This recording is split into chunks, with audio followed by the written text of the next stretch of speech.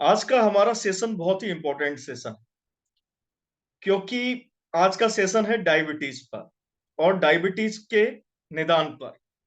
किस तरीके से हम डायबिटीज जैसी गंभीर समस्या को अपने जीवन से अलविदा कहें, किस तरीके से डायबिटीज को मैनेज करें और किस तरीके से हम रोग मुक्त जीवन जी सके। तो आज का जो सेशन है इसे आप सभी ध्यान से सुने और समझने की कोशिश करें। अगर आपको कहीं कोई समस्या हो तो चैट ओपन है, आप चैट में लिखकर मुझे बता सकते हैं। तो जो भी समस्या होगी आपको मैं सॉल्व करने की कोशिश करूंगा। आज अगर आप पहली बार जुड़े हुए हैं, क्योंकि इसके पहले भी एक सेशन हो चुका है जो श्रीधान्यों पर ही था, तो मैं थोड़ा सा आपको 2 मिनट में कुछ रिकैप करना चाहता हूं। हमारा जो सेशन है वो है कि श्रीधान्यों से हम किस तरीके से डायबिटीज को मैनेज करें, किस तरीके से हम डायबिटीज पर विजय पाए। तो श्रीधान्य क्या है, आप सभी के मन में एक प्रश्न होगा। श्रीधान्य भारत के पुरातन अनाज हैं, हमारे पूर्वजों के सनातन अनाज हैं। हमने विश्व की हर एक चीज को आजमा कर देख लिया है। हमने महंगे से महंगी दवाएं, इंसुलिन के इंजेक्शंस, सब कुछ लेकर देख लिए। लेकिन जब व्यक्ति को डायबिटीज होती है, मधुमेह की बीमारी होती है, तो समस्या ये होती है कि वो रोज दवाइयां ले रहा है, वो डायबिटीज के इंजेक्शंस भी ले रहा है इंसुलिन के, लेकिन धीरे धीरे उसकी समस्या सही होने की जगह उल्टा बिगड़ती जाती है। उसकी हालत जो है दिन प्रतिदिन खराब होती चली जाती और धीरे धीरे वो व्यक्ति जिसे डायबिटीज हुआ है वो अपनी लेटर एज में जाकर किडनी से रिलेटेड समस्याएं, हार्ट से रिलेटेड समस्याएं, उसके बाद उसके नर्वस सिस्टम, स्टोमक, सभी की हेल्थ प्रभावित होती है और धीरे धीरे वो व्यक्ति गंभीर रूप से बीमार हो जाता है। जबकि आपने पैसा भी खर्च किया भरपूर, आपने डॉक्टर और हॉस्पिटल्स के चक्कर भी लगाए, लेकिन आपने अपने जीवन का अनमोल समय, आपने अपने जीवन का अनमोल समय, अपना अनमोल पैसा आपने नष्ट कर दिया और उससे आपकी स्वास्थ्य की रक्षा भी नहीं हुई। तो हमने सभी दवाइयों को, आधुनिक ज्ञान को, जो भी डॉक्टर्स ने आपको रिकमेंड किया, वो आपने सब कुछ करके देख लिया, लेकिन आपकी समस्या बनी रही। तो इस समस्या का फिर समाधान क्या है? आज हम उस समाधान के विषय में चर्चा करेंगे। डायबिटीज क्या है? क्योंकि डायबिटीज के बारे में सभी ने सुना हुआ है। बहुत से लोग जो आज जुड़े हुए हैं, हो सकता है उन्हें डायबिटीज की समस्या हो या हो सकता है उनके परिवार के किसी सदस्य को डायबिटीज की समस्या हो। तो हमें डायबिटीज के विषय में समझना बहुत जरूरी है कि आखिर ये है क्या, ये बला क्या है और किस तरीके से हम इससे छुटकारा पा सकते हैं। क्योंकि ये जो अनमोल जीवन हमें मिला है, ये मानव जीवन हमें मिला है, वो दवाइयों में और अपने स्वास्थ्य को नष्ट करने के लिए नहीं मिला है, वो हमारे आरोग्य की रक्षा हेतु मिला है। तो आज जो हम चर्चा करेंगे वो श्रीधान्य पर भी चर्चा करेंगे। श्रीधान्य क्या है? श्रीधान्य 5 पारंपरिक अनाज हैं भारत के और ये ऐसे अनाज हैं जिनसे आपके आरोग्य की रक्षा हो सकती है, जो आपकी बीमारियों को रिवर्स करने की क्षमता रखते हैं और उनको भी हम आज वैज्ञानिक आधार पर समझेंगे। ऐसा नहीं कि मैं कह रहा हूं इसलिए आप मान लें, उनका वैज्ञानिक आधार आप समझेंगे कि आखिर उनका वैज्ञानिक आधार क्या है, विज्ञान क्या कहता है। क्योंकि विज्ञान के नाम पर, आधुनिकता के नाम पर और विकास के नाम पर हमें बहुत ठगा गया है। तो आज हम इन सब की चर्चा करने वाले हैं। आप सभी तैयार हैं तो लिखें यस, चर्चा स्टार्ट करें हम। और आप तैयार हैं तो चैट में लिखें यस, रेडी, जिससे आज की हम चर्चा को स्टार्ट करें। हर्षद जी बोल रहे हैं रेडी हैं, बहुत बढ़िया हर्षद जी। निकुंज जी, ओम कुमार जी, आप सभी ने यस कहा है तो हम स्टार्ट करते हैं। स्टार्ट में करना चाहता हूं एक छोटी सी कहानी से। हो सकता है आपने भी वो कहानी सुनी हो, मैंने भी वो कहानी सुनी है। मैं आपके सामने 2 मिनट में वो कहानी रिपीट करना चाहता हूं। एक बार एक राजा थे, बड़े ही प्रसिद्ध, विक्रमसेन नाम से। उनका राज बहुत ही अच्छा था और सभी तरीके से प्रजा सुखी थी, कोई समस्या नहीं थी। लेकिन एकाएक उस राज्य में चोरियां होने लगी, तरह-तरह के जो है अलग-अलग तरह से परेशानियां आने लगी। तो राजा बड़े चिंतित हुए, कोतवाल को उन्होंने बुलाया और आदेश दिया कि जो भी ये समस्या है, जो भी ये चोरी कर रहा है, लूट कर रहा है, उन सबको उनको पकड़िए, आखिर ये कर कौन रहा है? तो कोतवाल चोर को पकड़ता और चोरी के आरोप में उसे जेल में बंद कर दिया जाता। लेकिन समस्या ज्यों की त्यों, दोबारा कोई और चोरी हो जाती। ऐसा सिलसिला चलता रहा, कई लोगों को पकड़ा गया, कई लोगों को जो है बंद किया गया जेल के अंदर। और राजा ये समझ नहीं पा रहे कि चोर पकड़े भी जा रहे हैं, लेकिन चोरियां नहीं रुक रही। तो उन्होंने अपने मंत्री गण को बुलाया, लेकिन मंत्रीगण से भी कोई सॉल्यूशन नहीं निकल पाया। फिर तभी एक सिद्ध योगी वहां पर रहते थे, तो उनको बुलाया गया। तो उनसे पूछा गया कि किस तरीके से इस समस्या का समाधान हो। उन्होंने समझा और राजा को उन्होंने कहा कि आप स्वयं जो है, आपने कोतवाल पे जिम्मेदारी छोड़ी हुई है, आप स्वयं इस समस्या का निस्तारण करें। आप अपने अंगरक्षकों के साथ और सेना के साथ इस चोर को पकड़ने के लिए कोई युक्ति बनाए। तो जब उन्होंने युक्ति बनाई, तो उन्होंने देखा कि ये जो समस्या पैदा करने वाला व्यक्ति था, वो कोई और नहीं, वो जो चोर था वो कोतवाल ही था।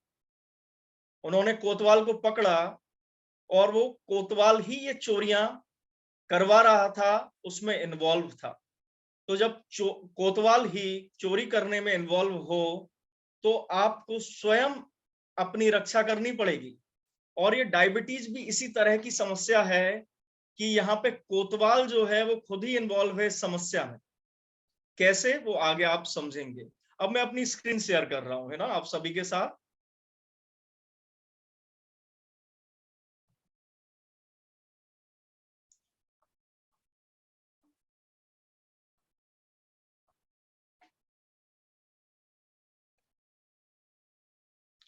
तो सबसे पहले हमें डायबिटीज को समझना पड़ेगा कि किस चीज का अगर हमें कारण पता होता है तो हम उसका निवारण भी कर सकते हैं।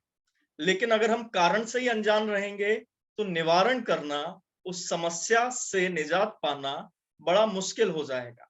तो सबसे पहले हम समझते हैं कि भाई ये डायबिटीज क्या है। इसको हम सुनते हैं बहुत बड़ी बीमारी है, रोग है, लेकिन यहीं पे पहली मिस्टेक है।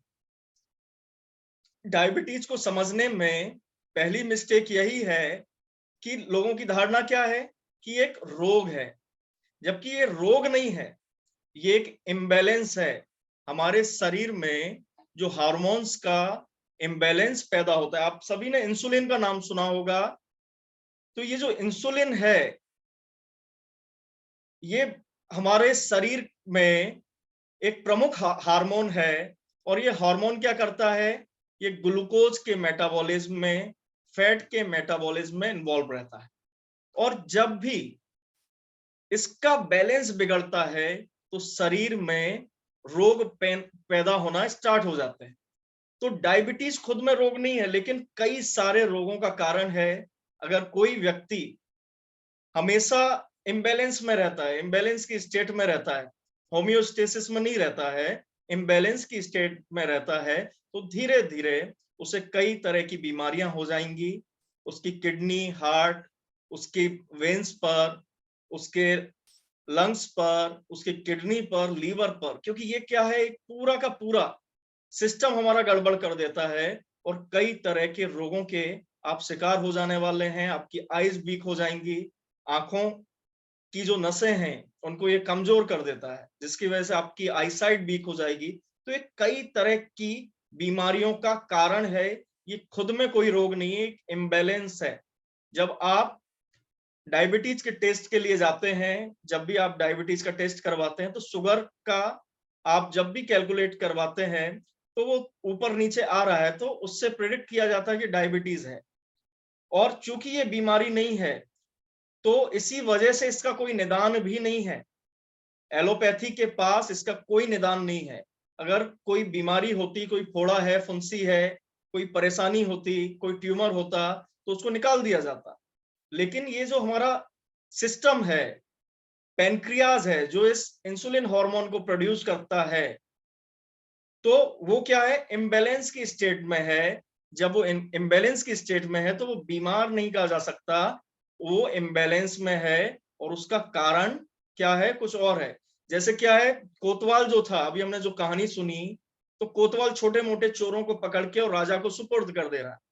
लेकिन जो मेन कल्प्रिट है वो बचा हुआ है, जो मेन कारण है वो बचा हुआ है। तो सबसे पहले हम उस मेन कारण को समझने की कोशिश करेंगे। ये एक इम्बैलेंस है ना, ये एक इम्बैलेंस की स्टेट है। अब आप समझिए, इकोनॉमी ऑफ डायबिटीज, डायबिटीज की इकोनॉमी क्या है। आप देखिए, साल 2017 का आंकड़ा है, अभी ये कितना हो गया होगा, बढ़ चुका होगा। 2017 का आंकड़ा है 727 बिलियन डॉलर, लगभग 6 लाख करोड़। भारत का जो विदेशी मुद्रा भंडार है वो 560 बिलियन डॉलर का है। लेकिन जो वर्ल्ड इकोनॉमी है डायबिटीज की, वो 727 बिलियन डॉलर की है। क्या आप अंदाजा लगा सकते हैं कितना बड़ा अमाउंट है? 6 लाख करोड़। हमारा जो पड़ोसी देश है पाकिस्तान, उसको 5-10 बिलियन डॉलर की जरूरत है मात्र अपनी इकोनॉमी को सुधारने के लिए, लेकिन ये आंकड़ा है 727 बिलियन डॉलर का। पूरी दुनिया में इस वक्त लगभग 46 करोड़ लोग, 46 करोड़ लोग जो हैं वो डायबिटीज से पीड़ित हैं, इस समस्या का सामना कर रहे हैं। और अगर हम भारत को देखें तो अकेले भारत में ही 12 करोड़ से ज्यादा लोग डायबिटीज का शिकार हैं। 12 करोड़ कितना बड़ा नंबर है। बहुत से देशों की तो जनसंख्या भी जो है वो 12 करोड़ नहीं है। ऐसे 100 से लगभग 100 से ज्यादा देश होंगे जिनकी जनसंख्या 12 करोड़ से कम है। और 4.2 मिलियन लोग 2019 में उन्हें अपने जीवन से हाथ धोना पड़ा। किस वजह से? डायबिटीज के कारण जो भी कॉम्प्लिकेशंस हुए, जो उनकी किडनी फेलियर हुई, उनका हार्ट फेलियर हुआ, उसके कारण 42 लाख लोगों की मृत्यु हुई। आप सोचिए, जो कोरोना महामारी थी उससे लगभग 50 लाख लोग मरे, तो उसको हमने महामारी घोषित कर दिया। और डायबिटीज के कारण 42 लाख से ज्यादा लोग हर साल अपने जीवन को खो रहे हैं। और वो भी जीवन को कैसे खो रहे हैं?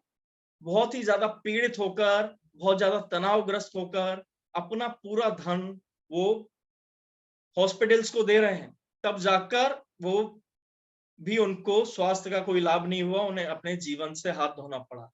तो यही कारण है, ये जो पैसा आप देख रहे हैं 727 बिलियन डॉलर, यही कोतवाल है। आपको बीमार बनाने का जो ठेका लिया हुआ है वो कोई हजारों लाखों में नहीं है, करोड़ों में भी नहीं है, लाखों करोड़ में है। ऐसे कई सारे अंतरराष्ट्रीय संगठन हैं जो चाहते हैं कि आप बीमार बने रहें, आप उनसे दवाएं खरीदते रहें, आप डॉक्टर का बिल चुकाते रहें, और डायरेक्ट इनडायरेक्ट जो पैसा है वो उनके अकाउंट्स में ट्रांसफर होता रहेगा। आपके जीवन की गाड़ी कमाई, जो आपने खून पसीने से मेहनत से कमाई है, वो पैसा आप डायरेक्टली इनडायरेक्टली, आप भूल में या जानकर उन लोगों को दे रहे हैं।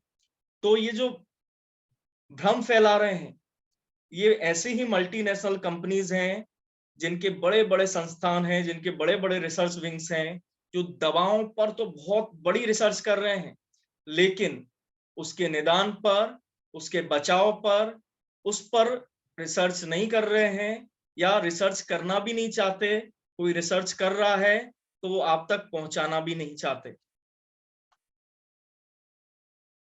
तो कोई भी व्यक्ति जो है आपको सच्चाई नहीं बताने के लिए तैयार है। वो आपको क्या कहते हैं, डायबिटीज हो गया तो जीवन भर दवा खानी पड़ेगी। अगर आपको डायबिटीज हो गई है तो अब आप जीवन भर दवा खाइए। लेकिन वो आपको कारण नहीं समझा रहे हैं कि भाई कारण क्या है, किस वजह से ये डायबिटीज हो रही है, ये डायबिटीज क्या बला है, किस वजह से आप डायबिटीज से पीड़ित हैं।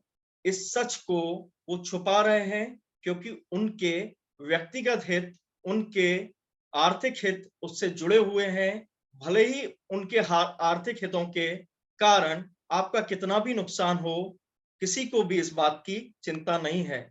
लेकिन भला हो, मैं कहना चाहूंगा, डॉक्टर खादर वली को मैं बहुत बहुत नमन करना चाहूंगा, जिन्होंने अपना पूरा जीवन समर्पित कर दिया सिर्फ इसी कार्य के लिए कि मानवता की भलाई हो सके। हमारे पूर्वजों के ज्ञान को उन्होंने विज्ञान की कसौटी पर तोला। उन्होंने हम तक वो ज्ञान पहुंचाने में अपना पूरा जीवन इन्वेस्ट कर दिया। कितना बड़ा इन्वेस्टमेंट है। आज उन्होंने अच्छे से अच्छे पैकेज को छोड़कर, विदेशों की नौकरी को छोड़कर वो भारत में आए। भारत के वनवासी अंचलों में घूम घूमकर उन्होंने वहां के लोगों को देखा, उनका अध्ययन किया और उन्होंने वो वैज्ञानिक आधार हम सबके समक्ष प्रस्तुत किया है। तो अब हम थोड़ा सा समझते हैं वैज्ञानिक आधार पर, क्योंकि ये ग्लूकोज जो है, ग्लूकोज और इंसुलिन, क्योंकि अगर कोई भी व्यक्ति डायबिटीज से पीड़ित है तो इन दोनों शब्दों का वो कई बार उपयोग करता है। कई बार उसने सुना है ग्लूकोज और इंसुलिन। अब ये ग्लूकोज क्या होता है? ग्लूकोज बहुत ही जरूरी चीज है हमारे शरीर की। ये हमारे शरीर का ऊर्जा मॉलिक्यूल है, ऊर्जादायी पदार्थ है और जो हमारे शरीर को ऊर्जा प्रदान करता है। तो ग्लूकोज क्या है? हमारे शरीर को ऊर्जा प्रदान करने वाला मॉलिक्यूल है। अब इसका एब्जॉर्प्शन किस तरीके से होता है? जब भी हम भोजन करते हैं, भोजन का पाचन होता है और छोटी आंत से ये जो ब्लड है, ये ग्लूकोज है, वो हमारे ब्लड में मिल जाता है, उधर से एब्जॉर्ब होता है और हमारे रक्त में मिल जाता है। अब जब ये रक्त में मिलता है तो क्या होता है? हमारा ब्लड ग्लूकोज लेवल बढ़ जाता है। जैसे हमने खाना खाया तो खाना खाने के कुछ समय पश्चात, है ना, 15-20-25 मिनट बाद हमारा ग्लूकोज का लेवल बढ़ने लगता है हमारे ब्लड में, है ना। तो इंसुलिन कहां पे प्रोड्यूस होता है? इंसुलिन प्रोड्यूस होता है अग्नाशय में, जिसे हम पेनक्रियाज कहते हैं। तो इस पेनक्रियाज में बीटा सेल्स होती हैं और एक टिश्यू है बीटा सेल्स का। एक टिश्यू, पूरा का पूरा टिश्यू जो है वो होता है किसमें? अग्नाशय में। और वो करता क्या है? जब हम खाना खाना स्टार्ट करते हैं तो वो इंसुलिन प्रोडक्शन स्टार्ट कर देता है या ब्लड में रिलीज करना स्टार्ट कर देता है। अब ये इंसुलिन क्या चीज है? ये इंसुलिन क्या करता है? आपको पता है सभी को कि हमारा शरीर जो है वो मसल्स से मिलकर बना हुआ है। मसल्स टिश्यू से मिलकर बने हुए हैं और टिश्यू क्या है? छोटे छोटे सेल्स जो हमें आंखों से दिखाई भी नहीं देते हैं। छोटे छोटे, जैसे हमारा घर जो है वो कमरों से मिलकर बना है, कमरे ईंटों से मिलकर बने हैं। तो आप समझ लीजिए कि जो हमारा शरीर है वो छोटे छोटे, जो उसकी ईंट है उसमें हम क्या कह रहे हैं? सेल्स। तो ये जो सेल्स हैं इन तक पोषण पहुंचाना, क्योंकि उनको ऊर्जा चाहिए। ऊर्जा कहां से मिलेगी? ग्लूकोज से मिलेगी। तो ग्लूकोज को हमारी सेल्स तक पहुंचाने का कार्य जो करता है वो इंसुलिन करता है। इंसुलिन क्या करता है? हमारे सेल्स के अंदर रिसेप्टर होते हैं, जैसे दरवाजा खोलना पड़ेगा ना, तो इसी तरीके से रिसेप्टर है एक्सक्यूज मी। तो वो रिसेप्टर पे जाकर, इंसुलिन का रिसेप्टर है, होता है हर सेल में, जैसे ये ऑर्गन है ना, उसके अंदर जो है इंसुलिन का रिसेप्टर होगा। तो वो रिसेप्टर पे जाकर इंसुलिन का मॉलिक्यूल जुड़ जाएगा और वो दरवाजा ओपन कर देगा ग्लूकोज के लिए कि भाई आप अंदर आइए, है ना, आप अंदर आइए। तो उससे होता क्या है? नॉर्मल स्थिति जो होती है उसमें ग्लूकोज अंदर जाता है और धीरे धीरे जो हमारा ग्लूकोज का लेवल बढ़ा था खाना भोजन करने के बाद, जो हमारे रक्त में ग्लूकोज का लेवल बढ़ा था वो धीरे धीरे कम होना स्टार्ट हो जाता है, क्योंकि वो हमारे सेल्स के अंदर चला गया। लेकिन ये डायबिटीज की स्थिति कब पैदा होती है? जब हमारे ब्लड में लगातार ग्लूकोज का स्तर ज्यादा बना रहता है और हमारे सेल्स उसको एब्जॉर्ब नहीं करते हैं। तो इस स्थिति को क्या बोलते हैं? हाइपर ग्लाइसोमिया या डायबिटीज, कि भाई डायबिटीज हो गई, ज्यादा हो गई, है ना, हाई डायबिटीज हम बोल सकते हैं। तो हाई डायबिटीज हो गई हमें। तो ये क्या स्थिति है? ये स्थिति है कि हमारे सेल्स के अंदर ग्लूकोज ट्रांसपोर्ट नहीं हो पा रहा है। तो देखिए इसमें 2-3 फैक्टर्स हैं। आप देखिए, पहली चीज तो ये है कि हमारे ब्लड में ग्लूकोज की का स्तर ज्यादा बना हुआ है। दूसरा, हो सकता है कि हमारे जो ऑर्गन हैं, पैनक्रियाज जो है हमारा, वो कम इंसुलिन का प्रोडक्शन कर रहा है। तीसरी क्या समस्या हो सकती है कि जो इंसुलिन का रिसेप्टर है जो हमारे सेल में है, वो ठीक से काम नहीं कर रहा है। ये 3 समस्याएं इसके अंदर हो सकती हैं। तब भी मेजर समस्या क्या है कि इंसुलिन का स्तर हमेशा हाई बना हुआ है। भोजन करने के 2 घंटे के पश्चात ग्लूकोज का लेवल धीरे धीरे नीचे आना चाहिए, लेकिन वो लगातार ऊपर बना रहता है। इस समस्या को हम लोग क्या बोलते हैं? High diabetes. क्या आप लोगों को यहां तक मेरी बात समझ में आई? अगर समझ में आई तो कृपया मुझे चैट में लिखकर बताएं, जिससे मैं आगे की जो स्टोरी है वो आपको एक्सप्लेन करूं।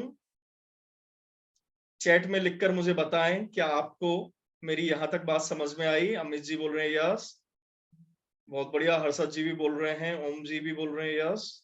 अगर किसी को कोई डाउट है तो वो डाउट को भी लिख सकता है चैट में।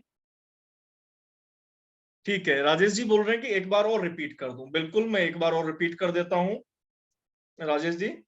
देखिए होता क्या है, हमारे शरीर में जैसे हमने भोजन किया, भोजन करने के बाद ये स्टोमक में गया, उसके बाद हमारी आंतों में गया।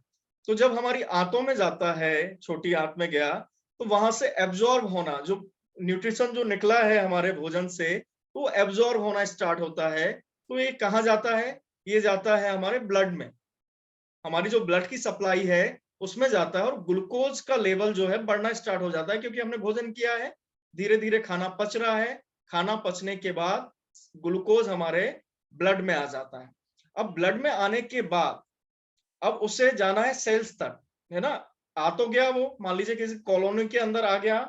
अब कॉलोनी के अंदर आने के बाद अब उसे घर में जाना है, लेकिन एक दरबान जो है वो खड़ा हुआ है ना। तो इंसुलिन क्या करता है? इंसुलिन कहता है कि इसे जाने दो। तो वो रिसेप्टर उस घर का समझ लीजिए दरवाजे पर जाकर, और वो दरवाजा ओपन कर देता है किसके लिए? ग्लूकोज के लिए। ग्लूकोज जो है उस सेल के अंदर जाता है। नॉर्मल कंडीशन में क्या होता है, खाना खाने के 2 घंटे के बाद धीरे धीरे ग्लूकोज का लेवल कम होना स्टार्ट हो जाता है। लेकिन अगर डायबिटीज, जिसे हम डायबिटीज की कंडीशन बोलते हैं, अगर वो बनी हुई है, आपको है, तो आपका जो ग्लूकोज का लेवल है वो नीचे नहीं आता है, हमारे ब्लड में ज्यादा ग्लूकोज बना रहता है। अब वो ज्यादा जो ग्लूकोज है तो वो कहाँ जाएगा? वो फैट टिश्यूज में जाएगा, वो लीवर में जाएगा, और अलग अलग तरीके से हमें अफेक्ट करेगा, है ना। अभी तक मैंने यही समझाया। चलिए, समझ गए, धन्यवाद। चलिए अब हम आगे बढ़ते हैं। तो जो एक्सेस ग्लूकोज है, मैंने आपको बताया कि क्या होता है, लीवर में स्टोर हो जाता है ग्लाइकोजन के रूप में। लीवर में एक्सेस ब्लड से क्या होगा, ब्लड से वो एक्स्ट्रा ग्लूकोज ले लेगा और उसको ग्लाइकोजन के रूप में अपने पास रख लेगा, जिसमें एक फॉस्फेट ग्रुप ऐड हो जाता है ग्लूकोज में। तो वो ग्लाइकोजन हो जाता है, और ग्लाइकोजन के रूप में अपने लीवर में स्टोर कर लिया। क्योंकि जब हम भोजन करने के बाद, क्योंकि हम दिन भर तो नहीं खाते रहेंगे, तो लीवर क्या करेगा, धीरे धीरे उस ग्लूकोज को हमारे ब्लड में, जैसे ही हमारा कम होना स्टार्ट होगा, धीरे धीरे ग्लाइकोजन को ग्लूकोज में बदल के हमारी बॉडी में वो भेजता रहेगा। दूसरा क्या करता है, बहुत ज्यादा अगर हमारे पास है, तो वो लिपिड, ट्राइग्लिसराइड, इस तरीके से कन्वर्ट होके हमारी बॉडी में स्टोर हो जाता है। तीसरा क्या होता है, फैटी एसिड्स के रूप में हमारे फैट टिश्यूज में स्टोर हो जाता है, और हमारा मोटापा बढ़ता जाता है ना। तो अगर मान लीजिए आपको डायबिटीज हो गई, तो ये जो हमारा सिस्टम है, ये जो बैलेंस है ना, ये बैलेंस बिगड़ गया हमारा। पहले क्या था कि भाई ग्लाइकोजन की तरफ के रूप में स्टोर कर ले रहा था, लेकिन अब हमारा ये जो सिस्टम है, जो हार्मोनल बैलेंस है, वो बिगड़ गया। इंसुलिन ढंग से काम नहीं कर रहा, है ना। और दूसरा एक हार्मोन होता है इंसर्टिन, है ना, वो लीवर में होता है। तो वो क्या है, कोतवाल की तरह है। अगर मान लीजिए हमारे ब्लड में एक्सेस ग्लूकोज हो जाएगा, तो वो मना कर देता है कि अभी रुको। जैसे रहते हैं ना, अगर मान लीजिए आप कहीं पे जा रहे हैं और उधर पे बहुत सारी भीड़ लगी हुई है, तो बाहर जो खड़े लोग हैं, अंदर जाके धक्का मुक्की नहीं हो, तो वो क्या करेंगे, स्टॉप कर देंगे कि अभी रुकिए, पहले कुछ लोग निकल जाएं, है ना। जैसे आप मंदिर जाते हैं, भीड़ बहुत ज्यादा है, तो पहले कुछ लोग निकल जाएं, फिर आप जाइए। तो इसी तरीके से इंसर्टिन हार्मोन जो है वो लीवर में होता है, तो वो इसी तरह का काम करता है कि आपके ब्लड में जो है एक्स्ट्रा ग्लूकोज मिलने से रोकता है, उसको ग्लाइकोजन के रूप में रख लेता है ना। तो अब मान लीजिए कि हमारा हमारा जो है पूरा का पूरा सिस्टम बिगड़ गया, है ना। हमारा सिस्टम बिगड़ गया है, तो क्या होगा, इंसुलिन रिसेप्टर ठीक से काम नहीं करेगा, या हमारी जो पैनक्रियाज है ना, पैनक्रियाज ठीक से ग्लूकोज इंसुलिन का प्रोडक्शन नहीं कर पा रही है, या उसको रिलीज नहीं कर पा रही है। तो होता क्या है कि धीरे धीरे हमारे ब्लड में एक्स्ट्रा ग्लूकोज बढ़ा हुआ रहता है, और हमारा शरीर कई तरीके से प्रभावित होता है। तो हमारा जो शरीर है उसको थोड़ा सा समझिए, है ना। यहां तक ये बात हो गई, अब हम समझते हैं कि हमारा शरीर है क्या आखिर। हमारा शरीर जो है वो एक बायोलॉजिकल मशीन है। आप अगर ध्यान से देखें और इसको समझें, तो हर एक सेल, हर एक टिश्यू तरह तरह के बायोमोलिक्यूल्स का सिंथेसिस कर रहा है, उनको बना रहा है, साथ में ही उन्हें नष्ट कर रहा है। एनाबॉलिज्म भी हो रहा है, माने छोटे मॉलिक्यूल से बड़े मॉलिक्यूल्स बन रहे हैं, बड़े मॉलिक्यूल से छोटे मॉलिक्यूल्स बन रहे हैं, एमिनो एसिड्स बन रहे हैं, प्रोटीन सिंथेसिस हो रहा है, तरह तरह के विटामिन हमारी बॉडी खुद ही बनाती है। तो ये पूरा का पूरा एक बायोलॉजिकल मशीन है। लेकिन जब हम डॉक्टर के पास जाते हैं, तो डॉक्टर उस बायोलॉजिकल मशीन को समझे बिना ही हमें कई तरह के मेडिकेशंस देना स्टार्ट कर देता है, जो हमारे हार्मोन्स को आगे और बिगाड़ता है। जैसे मान लीजिए आपके पैर में एक कांटा लग गया, और आप जाते हैं किसी डॉक्टर के पास, वो आपको पेन किलर दे देता है उस कांटे के लिए, कि इस पेन किलर को खाइए, आपका दर्द ठीक हो जाएगा, इस एंटीबायोटिक खाइए, तो आपको जो है पकेगा नहीं है। लेकिन आपको दर्द फिर बढ़ गया 3-4 दिन बाद, आप 3-4 दिन बाद फिर जाते हैं, तो फिर वो आपको जो है हाई डोज का पेन किलर दे दे रहा है, लेकिन वो आपकी समस्या का निदान नहीं कर रहा है। अगर वो उस कांटे को हटा दे, उस कांटे को हटा देगा, तो आपकी समस्या तुरंत ठीक हो जाएगी, आपको तुरंत राहत मिल जाएगी। लेकिन वो अपने धन कमाने के लालच में आपको सही तरीके से गाइड नहीं कर रहा है। और आप समस्या को ठीक तरीके से समझें, तो समस्या का कारण क्या है, एक्सेस ग्लूकोज आखिर आ कहां से रहा है। इस बात को समझें कि सोर्स ग्लूकोज अगर हमारी बॉडी में अगर हम कम कंज्यूम कर रहे हैं, तो क्या होगा, हमें हमारे ब्लड में एक्सेस ग्लूकोज जाएगा ही नहीं। अब वो डॉक्टर क्या कर रहा है, एक्सेस ग्लूकोज को बना देने रह रहा है, लेकिन आपको साथ में दवाई दे दी उसने, आपको साथ में उसने इंसुलिन का इंजेक्शन दे दिया कि इंसुलिन का इंजेक्शन लो, ये दवाई लो, तो आप जो है ठीक हो जाओगे। लेकिन आप ठीक तो हुए नहीं, आप हमेशा मेडिसिन पे आधारित हो गए, और वो मेडिसिन जो है लाइफ लॉन्ग आपको लेते रहना है, और आपके शरीर के अंग धीरे धीरे कमजोर होते जा रहे हैं। तो ये क्या हुआ, दवाई भी ली आपने, परहेज भी किया, और आपका स्वास्थ्य भी ठीक नहीं हुआ। तो ये जो एक्सेस सोर्स है, वो है grains with high glycemic index. जो हम अनाज खा रहे हैं, वो मुख्य सोर्स है हमारे ग्लूकोज का। किस तरीके से रहता है, ये स्टार्च के फॉर्म में रहता है, और स्टार्च का जब पाचन होता है तो उससे ग्लूकोज बनता है। लेकिन अगर हाई ग्लाइसेमिक इंडेक्स है, तो वो बहुत जल्दी पच जाएगा। जैसे मैं आपको गेहूं और चावल का एग्जांपल दूं, तो गेहूं और चावल जो है 20 से 30 मिनट में पच जाता है। आपने देखा होगा, अगर आप भरपेट चावल खा लें, तो उसके बाद बहुत आलस आता है और आपको नींद आने लगती है। उसका कारण ये कि इतना एक्सेसिव ग्लूकोज उसने बॉडी में रिलीज कर दिया, कि वो जो एक्सेसिव ग्लूकोज है, अब उसको बॉडी को समझ नहीं आता है कि अब क्या किया जाए उसका। तो कई तरह के एनाबॉलिक पाथवे, माने ग्लूकोज से कुछ बना लेते हैं, चलो फैट बना के रख लेते हैं, बाद में काम आ जाएगा, चलो ट्राइग्लिसराइड बना के रख लेते हैं, बाद में काम आ जाएगा। तो इस तरीके से वो एनाबॉलिक पाथवे स्टार्ट कर देती है। तो इस वजह से हमें नींद आती है, क्योंकि अब बॉडी में कुछ मैकेनिज्म चल रहा है, कुछ प्रोडक्शन चल रहा है, तो बाकी क्रियाएं शिथिल कर देता है बॉडी। इसी तरीके से अगर हम गेहूं को देखें तो 45 मिनट से लेके 1 घंटे के अंदर ये जो गेहूं है वो सारा का सारा ग्लूकोज हमारे ब्लड में रिलीज कर देता है। इसी तरीके से मैदा तो और भी जल्दी 15 से 25 मिनट में स्टार्ट कर देती है ग्लूकोज देना। तो ये जो हाई ग्लाइसेमिक इंडेक्स के जो हम ग्रेन्स कंज्यूम कर रहे हैं वो सबसे पहला कल्प्रिट है। जबकि ध्यान कहाँ पे बटाया जाता है कि आप जो है ना, आपकी लाइफ स्टाइल सेडिमेंट्री है, आपकी लाइफ स्टाइल जो है कुछ सही नहीं है। लेकिन जब डायबिटीज को देखा गया तो अलग अलग लाइफ स्टाइल को जीने वाले लोगों में डायबिटीज का परसेंटेज समान पाया गया। भले ही वो कॉलेज का प्रोफेसर हो या किसान हो, दोनों में ही डायबिटीज पाई गई। और गांव और शहर के डाटा को भी अगर आप देखेंगे तो बहुत ज्यादा अंतर नहीं है, 2 से 3% का ही अंतर है।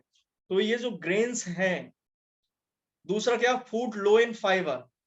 फूड, ऐसे फूड का हम कंजम्पशन कर रहे हैं जो बहुत कम फाइबर है जिनके अंदर, जैसे गेहूं और चावल का अगर मैं आपको एग्जांपल दूं, जो हमारे दो मुख्य अनाज जो हम खा रहे हैं, तो गेहूं के अंदर 0.5% फाइबर होता है, जिसे भी हम छान कर उसका चापड़ निकाल देते हैं। और चावल के अंदर मात्र 0.1% फाइबर होता है, मात्र 0.1% फाइबर होता है।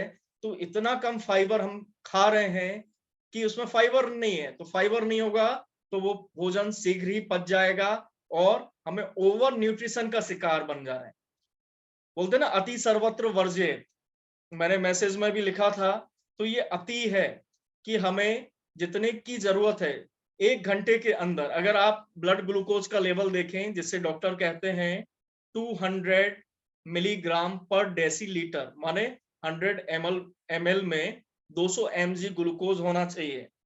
तो अगर इस तरीके से देखा जाए तो हमें 5 से 6 ग्राम ग्लूकोज की ही जरूरत है एट अ टाइम, माने हर घंटे हमें 5 से 6 ग्राम ग्लूकोज की जरूरत है। लेकिन हमें मिल कितना रहा है, जैसे गेहूं और चावल अगर आपने 100 ग्राम कंज्यूम किया तो लगभग आपको 50 से 60 ग्राम ग्लूकोज आपको मिल जाएगा। जरूरत थी आपको 5 से 6 ग्राम की, मिल गया 50 से 60 ग्राम, तुरंत मिल गया। अब इसको बॉडी क्या करेगी, बॉडी के लिए ओवर न्यूट्रिशन है, तो पहले बहुत सालों तक बॉडी जो है एफिशिएंटली वर्क करती रहेगी और धीरे धीरे उसकी एफिशिएंसी जो है, आप किसी से, एक आदमी से जो है 10 आदमियों का काम लेंगे तो क्या होगा, धीरे धीरे उनकी एफिशिएंसी घटती चली जाएगी और वो व्यक्ति ठीक से काम नहीं कर पाएगा। वो अपना काम कर सकता है, एक व्यक्ति से आप काम करवाएंगे, एक व्यक्ति का तो वो करता रहेगा, लेकिन आप उसको ओवरबर्डन कर देंगे तो वो व्यक्ति परेशान हो जाएगा। तीसरा क्या है, रिफाइंड शुगर। ये देखिए, ये सभी भोजन जो है ना हमारे पूर्वजों के भोजन नहीं है। आज जो हम रिफाइंड शुगर खा रहे हैं, जो लो फाइबर फूड खा रहे हैं और जो ग्रेन खा रहे हैं हम, गेहूं चावल, वो भी हाइब्रिड क्वालिटी का, देसी वैरायटी का नहीं। हमारा देसी वैरायटी के बंसी गेहूं, हसिया गेहूं, कटिया गेहूं, ये तो सब गायब हो गए हैं। हरित क्रांति के नाम पर जो हमें, हमारे साथ छल हुआ है, वो सबसे बड़ा छल ये हुआ है कि हम पर हाइब्रिड गेहूं, मैक्सिकन वैरायटी का गेहूं, हाइब्रिड चावल, ये सब थोप दिया गया है। और हमारा जो पूर्वजों का मुख्य आहार है उसे हमने सर्वथा त्याग दिया है, जो वो खाते आ रहे थे। हमारे पूर्वज कई तरह के अनाजों का सेवन करते थे, लेकिन आज हम जो है बदकिस्मती से गेहूं और चावल, दो अनाजों पर सिमट गए। सब्जियां हम 15-20 तरह की खाते हैं, फल हम 15-20 तरह के खाते हैं, ड्राई फ्रूट भी 8-10 तरह के तो खाते ही हैं, लेकिन अनाज दो। और मुख्य आहार हमारा क्या है, अन्न ही है। और माँ, अन्न में हम सिर्फ 2 अन्न खा रहे हैं, जबकि हमें माता लक्ष्मी ने, माता लक्ष्मी का दूसरा रूप है धान्य लक्ष्मी। आप सभी ने पढ़ा होगा, सुना होगा। लेकिन धान्य लक्ष्मी का जिन अनाजों पर आशीर्वाद है, मुख्य आशीर्वाद है, उन्हें कहा जाता है श्री धान्य, और वो श्री धान्य हमारी थाली से पूर्णतः गायब है। चौथा कारण है कार्बोनेटेड ड्रिंक्स। और मैं एक और बात बता दूं, ये अन्न तो जो है उनके अंदर फाइबर कम होता ही है। जो लोग मांसाहार करते हैं, मांस के अंदर फाइबर होता ही नहीं है, उसके अंदर फाइबर नहीं होता है, तो वो और भी लो फाइबर फूड आप लोग कंज्यूम कर रहे हैं। फिर उसमें सोने पे सुहागा लग जाता है कार्बोनेटेड ड्रिंक्स। एक आपने कोक का बॉटल पिया और 15-20 ग्राम शुगर आपके अंदर, वो एक्स्ट्रा चली गई। और ओवर प्रोसेस्ड फूड, कुछ तो होते हैं प्रोसेस्ड, लेकिन आज तो इतना ओवर प्रोसेस्ड फूड हम लोग खा रहे हैं, तरह तरह के इंग्रेडिएंट्स उसके अंदर हैं। अगर आप ठीक से पढ़ें किसी भी पैकेट को, तो लगभग 15-20 तरह के केमिकल्स तो वो उसके अंदर डालते ही हैं, और साथ में अनगिनत पेस्टिसाइड और हर्बिसाइड, ये सब तो आपके पास पहुंच ही रहे हैं। तो ये सब जो कंज्यूम आप कर रहे हैं, उसके कारण आपको, आपका जो हार्मोनल सिस्टम है वो डिसबैलेंस हो गया है। लेकिन चूंकि ये केमिकल बनाने वाले, ये ओवर प्रोसेस्ड फूड आपको खिलाने वाले भी वही लोग हैं, उन्हीं लोगों का पैसा लगा है इन कंपनियों में भी, और उन्हीं लोगों का पैसा लगा हुआ है दवाओं की कंपनी में। तो वो एक हाथ से आपको बीमारी बेच रहे हैं और दूसरे हाथ से आपको दवा बेच रहे हैं, और वो दवा भी ऐसी, आपको एक साइकोलॉजिकल, आपको उन्होंने एक साइकोलॉजिकल वॉर में भी उलझा दिया है। उन्होंने एक विचार दे दिया कि ये तो ठीक ही नहीं हो सकता, डायबिटीज हो गई तो जीवन भर इसके साथ रहो। तो उन्होंने आपको एक विचार भी दे दिया, क्योंकि मनोवैज्ञानिक आधार जब आपका इतना प्रबल हो जाए कि नहीं ठीक ही नहीं हो सकता, आपने उसको फैक्ट मान लिया, तो वो चीज कैसे ठीक होगी। आप जब उसको मानेंगे कि ठीक हो सकती है, आपको वो विश्वास होगा, तो आप अपनी लाइफ स्टाइल को भी चेंज करेंगे, अपने आहार को भी चेंज करेंगे, आप घूमना एक्सरसाइज करना भी स्टार्ट करेंगे।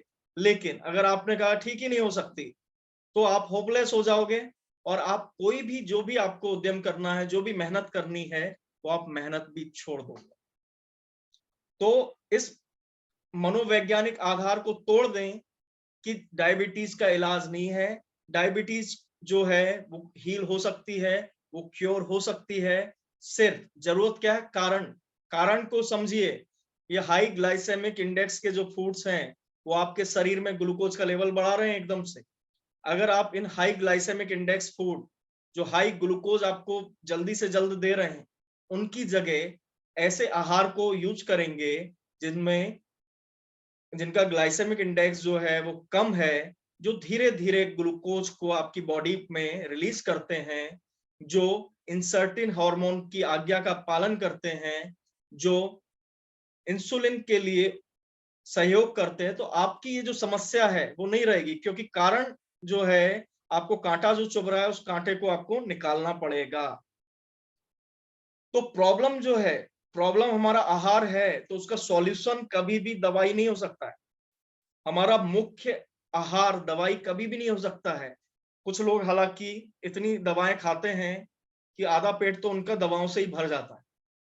तरह तरह की दवाइयां, डायबिटीज के साथ उनको ब्लड प्रेशर भी हो गया, ब्लड प्रेशर की अलग से दवाई, फिर कोलेस्ट्रॉल भी हो गया, कोलेस्ट्रॉल की अलग दवाई, फिर किडनी में कोई प्रॉब्लम है, किडनी की अलग दवाई। लेकिन इन सब दवाओं का जो एक ही विकल्प है, और हमारे पूर्वजों के ज्ञान की कसौटी पर खरा है, वो है श्री धान्य अन्न। हमारे पूर्वजों का भोजन है। आज भी अगर आप वनवासी क्षेत्रों में आपका कहीं जाना हो, छत्तीसगढ़ में जाना हो, मंडला सरगुजा में जाना हो, तो आप वहां पे देखेंगे उधर के जो आदिवासी हैं, वहां के जो वनवासी हैं, जो आज भी पारंपरिक अनाजों का उपयोग करते हैं अपने भोजन में, उनको डायबिटीज है ही नहीं। उन्हें डायबिटीज के डॉक्टर की जरूरत ही नहीं है। आज जो कॉमन चीज हो गई है गांव में और शहर में, वो हो गया खान पान। जो आप खा रहे हैं वही अनाज गांव वाले भी खा रहे हैं, इसलिए दोनों में ही डायबिटीज की मात्रा बढ़ गई है। और आप देखिए कितनी ज्यादा बढ़ गई है। आज से 20 साल पहले डायबिटीज का जो परसेंटेज था, मात्र 2.2 परसेंटेज था, और मात्र 20 साल के अंदर ऐसा क्या हुआ कि 12 करोड़ लोग आज डायबिटीज का शिकार हो गए हैं। वो हमारी फूड हैबिट्स। अगर आप आनंदित जीवन जीना चाहते हैं, तो आपकी फूड हैबिट्स आपको चेंज करनी होंगी, क्योंकि बिना फूड हैबिट्स को चेंज किए हुए, क्योंकि हमारा ये शरीर जो है मशीन है, एफिशिएंट मशीन है। आज अगर आप कोई कार लेते हैं, लग्जरी कार लेते हैं, कोई साधारण कार भी लेते हैं, तो अगर आपको उसमें कहा जाए कि भाई इसमें आप पेट्रोल डीजल की जगह केरोसिन डालिए, तो आप कहोगे पागल हो गए हो क्या, केरोसिन से तो पूरा इंजन बैठ जाएगा। इसी तरीके से ये हमारा शरीर तो इतना एफिशिएंट बायोलॉजिकल मशीन है, जो खुद को स्वयं ही ठीक करने की क्षमता रखता है।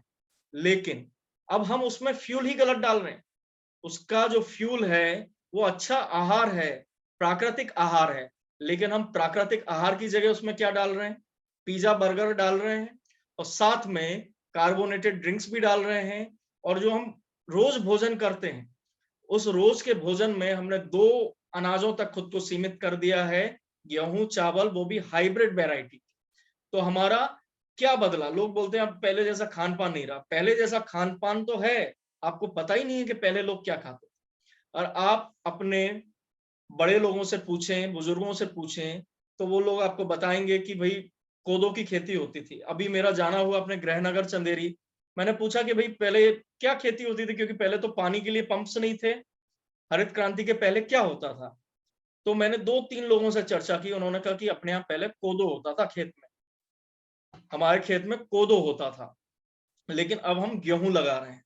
तो यही मिस्टेक जो है हम लोग कर रहे हैं। हम लोगों ने मोटे अनाज को, लोग कहते थे ना मोटा अनाज खाइए, तो हमने मोटे अनाज को बिना उसका वैज्ञानिक आधार जाने अपनी थाली से उठाकर बाहर कर दिया। अब हम चर्चा करेंगे, ये जो अनाज है, ये जो 5 अनाज है, इनको अच्छे से समझ लें। कोदो, कोदो को कोदो ही कहा जाता है, हिंदी में भी इंग्लिश में भी।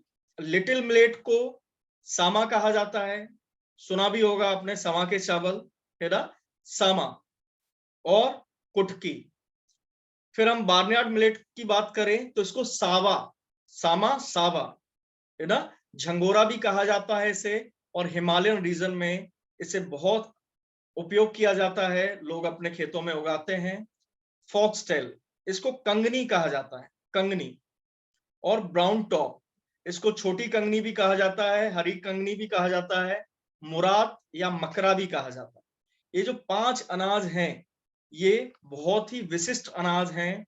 इन अनाजों में अद्भुत क्षमता है हमारे शरीर को हील करने की। अब वो हम समझेंगे कि उनका वैज्ञानिक कारण क्या है। अब आप देखें, गेहूं और चावल का ग्लाइसेमिक इंडेक्स ज्यादा होता है, जबकि इनका ग्लाइसेमिक इंडेक्स कम होता है। ये जो पांचों अनाज हैं, इनका ग्लाइसेमिक इंडेक्स कम होता है। और फाइबर का कंटेंट अगर आप इसमें देखें, मैंने आपको बताया चावल में 0.1% और गेहूं का जो फाइबर का कंटेंट है वो 0.5% होता है। जबकि ये जो पांचों अनाज हैं, इनका फाइबर का कंटेंट 8 से 12% है। नोट कीजिए इसको, अपने दिमाग में इसको नोट करिए, 8 से 12%। और कहा 0.1 0.5%। हर एक मनुष्य को कम से कम 30 से 35 ग्राम फाइबर की जरूरत है, अगर उसको अपने आंतों का स्वास्थ्य अच्छा रखना है। उसके अंदर उपस्थित माइक्रो बैक्टीरिया जो हैं, उनका स्वास्थ्य अच्छा रखना है, क्योंकि हमारे शरीर में 1 किलो से ज्यादा बैक्टीरिया होते हैं हमारी आंतों में, जो हमारे भोजन को पचाने में हमारी मदद करते हैं। लेकिन कम फाइबर की वजह से वो ठीक से ग्रो नहीं हो पाते। तो यहाँ पे 8 से 12%। देखिए 32 times more than wheat, wheat से 32 गुना ज्यादा। और राइस से, चावल से 100 गुना ज्यादा फाइबर है। और फाइबर को भी आप समझेंगे तो इसके अंदर 2 तरह के फाइबर्स होते हैं, क्रूड फाइबर और सोल्यूबल फाइबर। और ये जो सोल्यूबल फाइबर है, ये बड़े ही गजब की चीज है। क्रूड फाइबर क्या करता है, हमारे आंतों के स्वास्थ्य को अच्छा रखता है। और सोल्यूबल फाइबर हमारे ब्लड में एब्जॉर्ब हो जाता है, और ब्लड में एब्जॉर्ब होकर जितनी भी अशुद्धियां हैं उसको बाइंड कर लेता है, और किडनी से फ्लश हो जाता है। तो किडनी को ब्लड को प्यूरिफाई करने में, छानने में उतनी मेहनत नहीं करनी पड़ती। तो ये बहुत ही जरूरी है फाइबर का कंटेंट। फिर तीसरी जो चीज आती है वो है कार्बोहाइड्रेट टू फाइबर रेशियो। और आप देखें, श्रीधान्य का कार्बोहाइड्रेट टू फाइबर रेशियो है 6:8। इसीलिए इनको क्योरिंग फूड कहा जाता है। श्रीधान्य क्या है? क्योरिंग फूड है। ये हमारे शरीर को क्योर करते हैं, हमारे शरीर को हील करते हैं। जबकि जो गेहूं है, वीट है, उसका जो कार्बोहाइड्रेट टू फाइबर रेशियो है वो 63 है, और राइस का 395। इसीलिए जो समस्या है वो समस्या यहाँ पर है। अगर आप समस्या को समझ जाएंगे और अपने स्वास्थ्य को आप ठान लेंगे कि मुझे अपने स्वास्थ्य को अच्छा करना है, तो आपका स्वास्थ्य बिल्कुल अच्छा होगा। और आपको महंगी महंगी दवाइयों का उपयोग नहीं करना पड़ेगा। अपने स्वास्थ्य से हाथ नहीं धोएंगे आप, आपका स्वास्थ्य जो है वो मजबूत बना रहेगा। अब इनके अंदर एंटी डायबिटिक बायोमोलिक्यूल्स होते हैं श्रीधान्य के अंदर, अच्छे से समझें। फिनॉल्स, पॉलीफिनॉल्स, एपिजेनिन और टैक्सीफोलिन, ये जो 4 बायोमोलिक्यूल्स हैं, ये हमारे, जो मैंने आपको बताया था कि बीटा सेल्स जो हैं पैनक्रियाज में, तो ये क्या करते हैं, पैनक्रियाज को हील करते हैं। अगर इंसुलिन का प्रोडक्शन कम हो रहा है तो इंसुलिन का प्रोडक्शन को रेगुलेट करते हैं, सही मात्रा में इंसुलिन बन पाता है। दूसरा क्या करते हैं, ये जो रिसेप्टर की बाइंडिंग कैपेसिटी है उसको सही करते हैं। तीसरा क्या करते हैं, इंसुलिन की मात्रा को, क्योंकि क्या होता है, इंसर्टिन हार्मोन को बैलेंस करते हैं। तो ये जो हमारा पहरेदार है हमारे शरीर में, जो एक्स्ट्रा ग्लूकोज को घुलने से रोकता है, इंसर्टिन, उसकी क्षमता को बढ़ाते हैं, जिससे हमारे शरीर में एक्स्ट्रा ग्लूकोज जो ब्लड में है वो घुलने से बचता है। साथ ही ये पांचों अनाज क्या है, ग्लूटेन फ्री हैं। तो जो व्हीट से, ग्लूटेन से जो एलर्जी होती है, और उस एलर्जी के कारण, क्योंकि जो हम गेहूं खा रहे हैं उसके साथ हमारी जेनेटिक साम्यता नहीं है, हमें लगता है कि हमारे पूर्वज गेहूं ही खाते आ रहे थे, लेकिन गेहूं जो है वो बंसी गेहूं या कटिया गेहूं, इस तरह से जो देसी वैरायटी के गेहूं थे उनको खाते आ रहे थे, और वो भी कम मात्रा में। वो डेली जो है गेहूं नहीं खाते थे, डेली चावल नहीं खाते थे, इनको संभ्रांत वर्ग का खाना माना जाता था। शादी में, ब्याह में, या कोई मेहमान आया है तब गेहूं और चावल बनाया जाता था, रोज रोज गेहूं चावल नहीं बनाया जाता था। हरित क्रांति में क्या हुआ, वाटर पंप्स, इलेक्ट्रिसिटी, इनकी अवेलेबिलिटी गांव गांव में बढ़ गई, पानी को जमीन से खींचकर बाहर निकालना आसान हो गया, इसलिए गेहूं और चावल की खेती हो रही है। और इसके पीछे भी व्यापारिक उद्देश्य हैं मल्टीनेशनल कंपनीज के, क्योंकि उन्हें अपने वाटर पंप भी बेचने हैं, उन्हें अपने हाइब्रिड सीड्स भी बेचने हैं, उन्हें अपने पेस्टिसाइड भी बेचने हैं, सब कुछ उन्हें किसानों को बेचना है। और जो किसान कुछ भी नहीं खरीदते थे पहले, आज वो पूरी तरीके से मल्टीनेशनल कंपनी के जाल में फंस गए हैं। श्रीधान्य की जो खेती होती है उसमें ना तो पेस्टिसाइड की जरूरत होती है, ना हर्बिसाइड की जरूरत होती है, ना महंगे महंगे सीड्स की जरूरत होती है। इसलिए ये जो अनाज हैं ये व्यापारिक उद्देश्यों को पूरा नहीं करते हैं मल्टीनेशनल कंपनीज के, इसीलिए उन्होंने इनको नेगेटिव पब्लिसिटी की, उन्होंने 80 के दशक में, 70 के दशक में। छठवां कारण क्या है, इंसर्टिन हार्मोन को बैलेंस करता है, जिससे कि हमारे शरीर में आपूर्ति जो है वो बनी रहती है। यहां तक किसी को कोई समस्या? हेमंत जी पॉजिटिव मिलेट्स को उगा रहे हैं, बहुत बहुत आप धन्यवाद के पात्र हैं हेमंत जी। कृपया आप बताएं मुझे यहां तक आपको समझ में आया, जिससे मैं आगे बढ़ूं, चैट में लिखें। धन्यवाद अमित जी।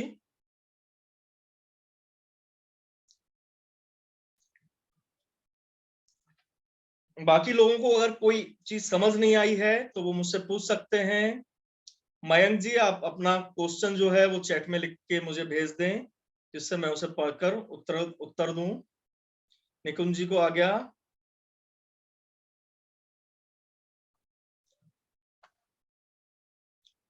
देखिए आजाद जी, हरियाणा नेम जो है, हिंदी नाम बता सकता हूं मैं आपको, जैसे कोदो, कुटकी, कंगनी, सांवा, मकरा, और यही नाम जो है हरियाणा में भी होगा। कोदो को कूदो बोलते होंगे, इसी तरीके से आपके यहाँ भी नाम होंगे। चलिए अब हम इसको आगे, सबसे इंपॉर्टेंट पार्ट कि आखिर कंज्यूम किस तरीके से करना है इन मिलेट्स को।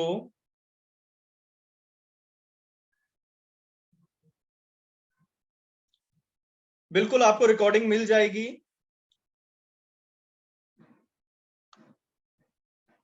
हेमंत जी जो है गाइड कर रहे हैं लोगों को, बहुत अच्छी बात है हेमंत जी, आप बहुत धन्यवाद के पात्र हैं। बिल्कुल आजाद जी, आप पहली बार सुन रहे हैं, लेकिन जब आप सर्च करेंगे इंटरनेट पर, आप जाइए इंटरनेट पर सर्च करिए, ये हमारी पुरातन फसलें हैं और इनको नष्ट करने के लिए बहुत बड़े अंतरराष्ट्रीय षड्यंत्र किए गए, क्योंकि ये लाखों करोड़ रुपए की इंडस्ट्री है। और चूंकि ये अनाज लगाना बड़ा आसान है, इनको ग्रो करने में अतिरिक्त पानी की जरूरत नहीं होती है, इकोलॉजिकल बैलेंस को ये बनाकर रखते हैं, तो इसमें अंतरराष्ट्रीय कंपनियों का कोई भी हित नहीं था।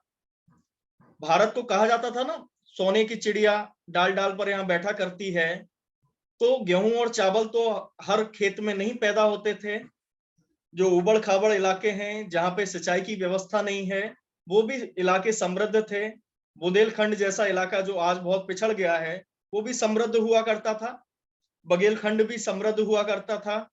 जो हमारे वनवासी इलाके थे वो भी समृद्ध हुआ करते थे। तो उनकी समृद्धि का कारण ही था श्रीधान। इनको श्रीधान इसलिए बोला जाता है क्योंकि इनमें लक्ष्मी जी का वास है, आशीर्वाद है। ये अनाज हमारे स्वास्थ्य को तो ठीक करते ही हैं, और लोगों को कैसी भी ऊसर जमीन हो, मिट्टी की क्वालिटी कैसी भी हो, ये अनाज उग जाते हैं। इस कारण इन्हें श्रीधान्य कहा जाता है, और यही भारत की समृद्धि का कारण थे अनादिकाल से। लेकिन हमने विदेशी षड्यंत्रों में फंसकर, उन्होंने नेगेटिव पब्लिसिटी की, उन्होंने पब्लिसिटी की कि ये अनाज तो जो है जानवरों के खाने योग्य है। और उस समय चूंकि भारत इस कंडीशन में नहीं था कि वैज्ञानिक आधार पर इन अनाजों की विवेचना कर सके, इसलिए हम उनके जाल में फंस गए। मैंने तो सुना है एक कहानी, जो है हमारे बुंदेलखंड में, मैंने अभी एक मित्र के ताऊजी थे, तो उनसे मैंने चर्चा की, तो उन्होंने मुझे बताया कि लड़की ने गोने से मना कर दिया कि हम नहीं खाएं कोदो, हम कोदो नहीं खाएं, और ये जानवरों का खाना हम नहीं खाएंगे। तो ये कैसे पता चला कि जानवरों को खाने योग्य है? इसको पब्लिसिटी कर करके पेपर में हेडलाइन बना बना के ये कहा गया कि देखो बेचारों को जो है जानवरों के खाना खाना पड़ता है।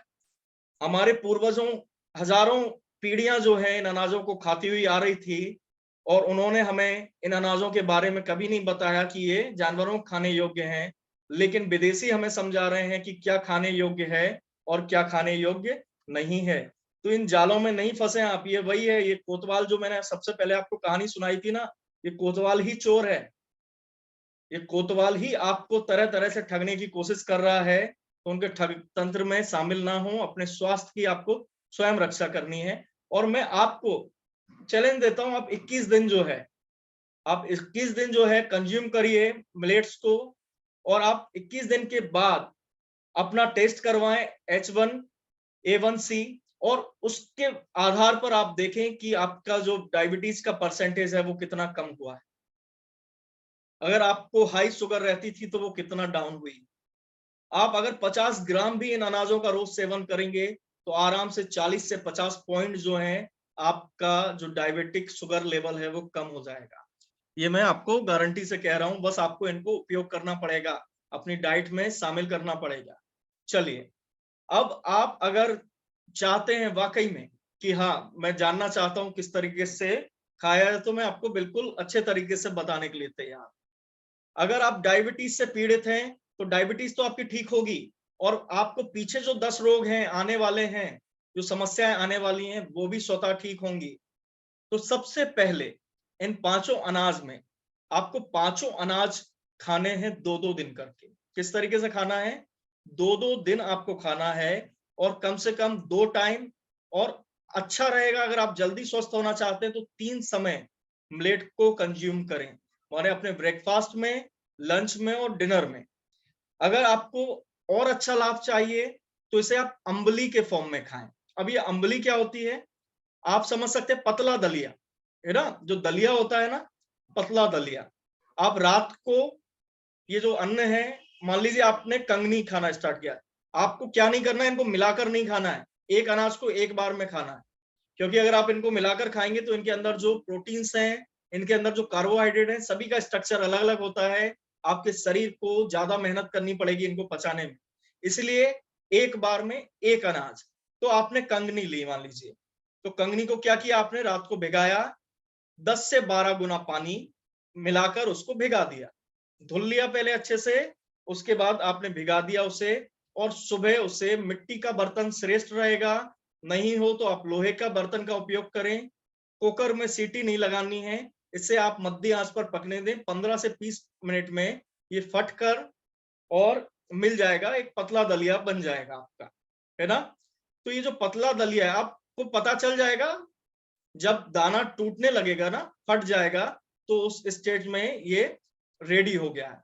अब उसको आपको रख देना है, और आप चाहें तो आप तुरंत भी कंज्यूम कर सकते हैं, और आप एक टाइम बनाकर दूसरे टाइम कंज्यूम करेंगे, जैसे सुबह बनाया और शाम को कंज्यूम किया, तो वो और ज्यादा बेनिफिशियल होगा, क्योंकि उसके अंदर हल्का फर्मेंटेशन हो जाएगा। तो ये फर्मेंटेशन जब होगा, तो इसमें गुड बैक्टीरिया ग्रो करेगा, जो हमारे पेट के, आंतों के स्वास्थ्य के लिए बहुत अच्छा है। प्रोबायोटिक हो जाएगा ये, है ना। इसमें खमीर की प्रक्रिया हो जाएगी। खाना कैसे है इसको? इसको गर्म नहीं करना है। तुरंत आपने क्या है, गैस पे रखते हैं और गर्म किया, नहीं। इसको अगर आपको गर्म भी करना है, तो आप गर्म पानी में इसको रखें। और एक बर्तन रहता ना, एक गर्म पानी का बर्तन है, उसके अंदर आपने मिलेट्स का जो अम्ली आपने बनाई है, उसको आप रख दें। और बनाते वक्त एक और ध्यान आपको रखना है, इसमें नमक नहीं डालना है, कुछ भी नहीं डालना है, प्लेन बनाना है। लेकिन खाते वक्त आप जिस तरीके से भी कंज्यूम करना चाहें, दाल, सब्जी, उसके अंदर आप चाहें अचार के साथ, आप चाहें तो गुड़ के साथ, घी के साथ, जैसा भी आपका टेस्ट है, उस तरीके से आप इसको कंज्यूम कर सकते हैं। है ना? तो इस तरीके से आपको इसको बनाना है, और हर अनाज का अम्ली आप बना सकते हैं, और आप 2-2 दिन उसको कंज्यूम करें। साथ में अम्ली आपको नहीं खाना है, तो आप इसको राइस की तरह बनाएं, इसको पुलाव की तरह बनाएं, इसको खिचड़ी की तरह बनाएं, और भी आप जो भी डिश सोच सकते हैं, इसका हर चीज बनती है। इसके आटे की आप रोटी बना सकते हैं। सभी तरह की वैरायटी आप इससे बना सकते हैं, चाहे वो इडली हो, डोसा हो, जो भी आप बनाना चाहें, यहाँ तक कि केक, पुडिंग भी आप इन अनाजों की बना सकते हैं, और हेल्दी रूप से। अभी तक जो आप कंट्रोल करते आ रहे थे, आप सारे अच्छे-अच्छे पकवान इन अनाजों का बना के खा सकते हैं। अब एक और आपके दिमाग में प्रश्न होगा, इनका स्वाद कैसा होता है? तो इनका स्वाद बहुत अच्छा होता है। आप सांबा को आपने खाया भी होगा, व्रत के चावल कहते हैं जिसे, मोरधन भी कहते हैं, उसको आपने कंज्यूम किया होगा, और उसका स्वाद आपको अच्छा ही लगा होगा, स्वाद में मीठा होता है। लेकिन जिस बात का ध्यान रखना है कि ये अनपॉलिश्ड होने चाहिए, जो पांचों ग्रेन्स हैं, क्योंकि जो बाजार में मार्केट में आता है, मोरधन ही मिलता है, वो भी पॉलिश्ड मिलता है, उसके आउटर जो लेयर है, उसका जो फाइबर है, वो निकाल दिया, तो फिर उसके अंदर गुण ही नहीं बचेंगे।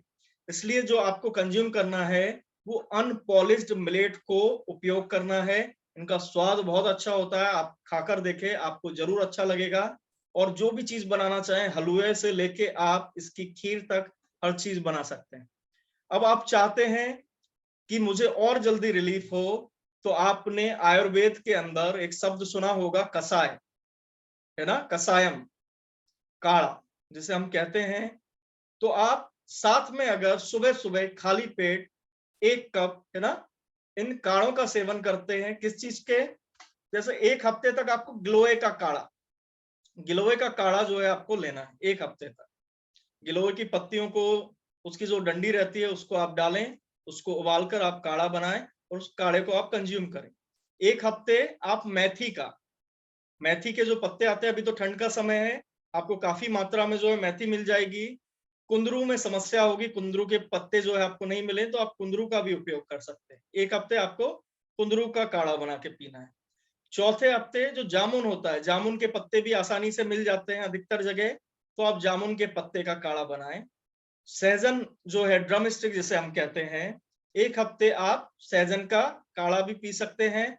इसके अलावा पुदीना भी बहुत अच्छा उपयोगी होता है डायबिटीज में। तो आप 1 हफ्ते तक, माने रोज आप सुबह बनाएं, उसको आप डालें अपने कप में, और सुबह सुबह उसको कंज्यूम करें, आधे घंटे का गैप दें, उसके बाद आप नाश्ता वगैरह जो भी आपको करना है वो करें। और 1 हफ्ते आप पान के पत्तों का, तो इसमें आप कहेंगे कुछ चीज अगर अवेलेबल नहीं है, तो पान, पुदीना, मेथी, गिलोय, सहजन, ये सब तो आपको उपलब्ध हो ही जाएंगे। तो 1-1 हफ्ते आप इसको उपयोग करें, फिर आप रिपीट कर सकते हैं। और उसके बाद आप यकीनन अपना जो है शुगर, डायबिटीज का टेस्ट करवाएं। आपका जो डायबिटीज का लेवल है वो घट जाएगा, क्योंकि आपका शरीर एफिशिएंसी से वर्क करने लगेगा। जो भी एफिशिएंसी घटी थी, हार्मोनल इम्बैलेंस जो भी उत्पन्न हुआ था, वो हार्मोनल इम्बैलेंस आपका ठीक हो जाएगा। धीरे धीरे टाइम लगेगा, अब डिपेंड करता है आपकी बीमारी कितनी पुरानी है, आपको कितने समय से ये इम्बैलेंस है, तो उसी तरीके से ये धीरे धीरे आपका बैक होना, रिवर्स होना स्टार्ट हो जाएगा। आपको अब जो करना है वो यही करना है कि अपने पूर्वजों के ज्ञान पर भरोसा करना है।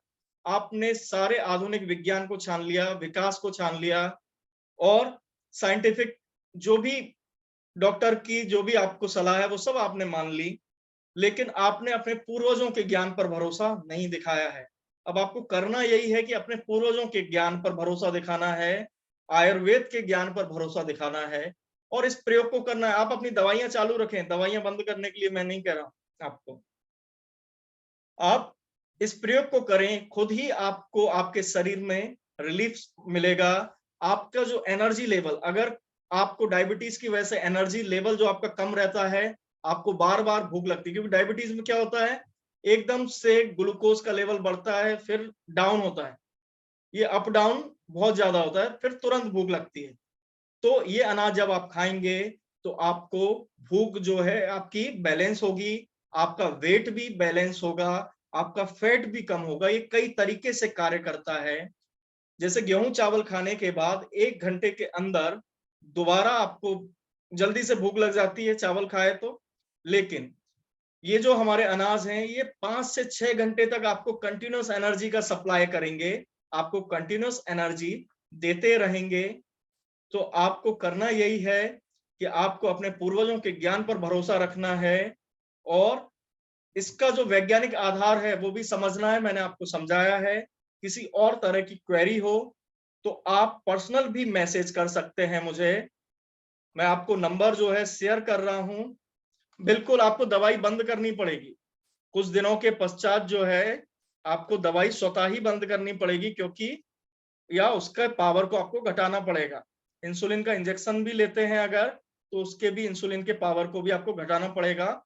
ये मेरा नंबर है 9997231559। इसको आप सेव कर सकते हैं। इस पर मुझे पर्सनल मैसेज करके अगर आपकी कोई भी क्वेरी है वो आप पूछ सकते हैं।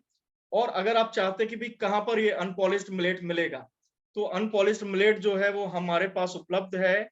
आप चाहें तो आप उसको ऑर्डर कर सकते हैं। हम पूरे इंडिया में जो है आपको डिलीवरी उसकी उपलब्ध है। बाकी कोई भी इशू आपको है, ये जो नंबर है नीचे वाला, इस नंबर पर आप व्हाट्सएप पर मैसेज कर सकते हैं। अगर आप खरीदना चाहते हैं तो पूरे भारत में सबसे कम दामों पर हमारे पास उपलब्ध है, और जो भी आपका पार्सल का चार्ज होगा वही पार्सल का चार्ज इसमें आपको लगेगा। और मैं आपसे एक निवेदन करना चाहूंगा, आज का सेशन आपको कैसा लगा पहले आप मुझे फीडबैक दे दें। आप कृपया जो है चैट में लिखकर मुझे फीडबैक दें, जिससे मुझे पता चले कि वाकई में मुझे कुछ इम्प्रूवमेंट करना है, तो वो इम्प्रूवमेंट भी मैं करूं। बहुत अच्छा लगा, शानदार, ग्रेट। अलका जी बोल रही हैं बहुत बहुत धन्यवाद। अमित जी, संजय जी बोल रहे हैं बहुत ही बढ़िया, बहुत बहुत धन्यवाद। दत्तात्रेय जी बोल रहे हैं ग्रेट। और आपसे मेरा निवेदन है, कृपया जो हमारा ग्रुप है मैं उसको ओपन करूंगा, है ना, तो आप उसमें भी अपना जो है फीडबैक डालें, जिससे आज का जिन्होंने उपयोग नहीं किया है ना, आज जिन्होंने अटेंड नहीं किया है, बिल्कुल मैं रिपीट कर देता हूं, 9997231559 ये मेरा नंबर है। और अगर आप ऑर्डर प्लेस करना चाहते हैं तो 9131311051 ये नंबर है। तो मेरा आपसे निवेदन है कि कृपया ग्रुप में, है ना, ग्रुप में जरूर जो है अपने एक्सपीरियंस को शेयर करें। और अपने जो मित्र हैं, है ना, क्योंकि सभी को समस्या है। आज ये जो हमारा सेशन है वो हमारे पूर्वजों के ज्ञान को आगे फैलाने के लिए ये सेशन है। हेमंत जी, बिल्कुल मैं आपको ग्रुप में, आप मुझे पर्सनल मैसेज कर दें तो मैं आपको ग्रुप में ऐड कर लूंगा। हेमंत जी, 9997231559 जो नंबर था मेरा, उस पर आप मुझे मैसेज कर दें। तो ये जो पूर्वजों के ज्ञान का, क्योंकि हम चाहते हैं कि भारत विश्व गुरु बने। भारत विश्व गुरु कब बनेगा? भारत विश्व गुरु तभी बनेगा जब हमें हमारे पूर्वजों के ज्ञान का पता होगा। जो हमारा ज्ञान है उसका हम वैज्ञानिक आधार समझेंगे, और जो विदेशी षड्यंत्र हैं, उनके जो विचार तंत्र हैं, उनसे हम दूर रहेंगे, है ना। ये रिकॉर्डिंग मैं ग्रुप में सभी को डाल दूंगा, और मैं आपसे निवेदन करूंगा इसे आप और ज्यादा शेयर करें। और साथ ही मैंने एक यूट्यूब चैनल भी बनाया है मिलेट वर्ल्ड के नाम से, उस चैनल को आप जरूर सब्सक्राइब कर लें, जिससे थोड़ा सा हमारा भी उत्साहवर्धन हो।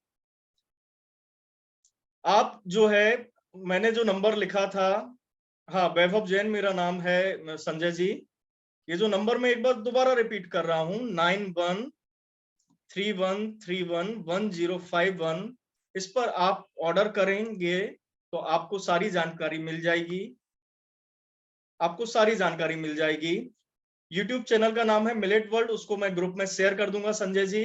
अगर आप ग्रुप में नहीं जुड़े हैं तो कृपया दोनों नंबर में से किसी भी नंबर पर आप मैसेज कर दें, जिससे कि आपको उस ग्रुप में हम ऐड कर लेंगे। बिल्कुल मिलेट वर्ल्ड के नाम से चैनल है, और मैं उसका आपको लिंक भी शेयर कर दूंगा। बिल्कुल, आपको जो रेसिपीज हैं, रेसिपीज भी हम शेयर करेंगे। रेसिपीज भी हम शेयर करेंगे। और रेसिपीज में आपको बता देता हूँ, 3-4 रेसिपीज तो बड़ी ही आसान है। जैसे पहली जो रेसिपीज है वो मिक्स वेजिटेबल खिचड़ी जो है, बटर खिचड़ी उसे हम बोल सकते हैं। तो आप क्या करें, जैसे आप चावल को पकाते हैं उसी विधि से आपको पकाना है ना। आप क्या कर सकते हैं, पानी आपने लिया, उसमें मिलेट्स को उबलने के लिए आपने छोड़ दिया। फिर आप जैसे चावल को चेक करते हैं उसी तरीके से आप मिलेट को चेक करें, और एक्स्ट्रा वाटर को आप स्ट्रेन कर सकते हैं, लेकिन वो भी उसको आप रखें। वो माड है, बहुत ही उपयोगी है। वो माड जो है ना, बहुत ही उपयोगी है। उसका आप सूप बना सकते हैं, दाल में भी ऐड कर सकते हैं। तो वो चावल आपके रेडी हो गए। अब उस चावल से आप फ्राई करके बटर के साथ, घी के साथ और साथ में सब्जियों को डालकर आप बहुत ही बढ़िया जो है वो पुलाव तरह से बना सकते हैं। दूसरी विधि है, राजेश जी, दोबारा मैं एक बार शेयर कर रहा हूं आपको नंबर। सभी को कृपया, सभी लोग जो है ना, इस नंबर को नोट कर लें, 9997231559। ये मैंने शेयर कर दिया है संजय जी। तो दूसरा क्या है, जिस तरीके से आप तहरी या पुलाव बनाते हैं उस तरीके से भी बना सकते हैं। सभी सब्जियों को आप डालें और 2 गुना पानी, 2 से ढाई गुना पानी आप रख सकते हैं। कैसी कंसिस्टेंसी आप खाना चाहते हैं, और आप 1 से 2 सीटी लेंगे तो ही आपके जो मिलेट जो है वो पक जाएंगे। इसके आप सूप्स बना सकते हैं, है ना। सैलेड बना सकते हैं, जैसे आपने लिया थोड़ा सा मिलेट लिया, मिलेट में आपने हरी सब्जियों को काट के डाला, उसके अंदर आप नींबू निचोड़कर उसका आप एक सैलेड भी बना सकते हैं। इसी तरीके से आप प्लेन राइस भी बना सकते हैं। सभी का प्लेन राइस जो है आप सिंपली बना सकते हैं इनका, जिस तरीके से राइस बनाते हैं उसी तरीके से इसका प्लेन राइस बन जाएगा।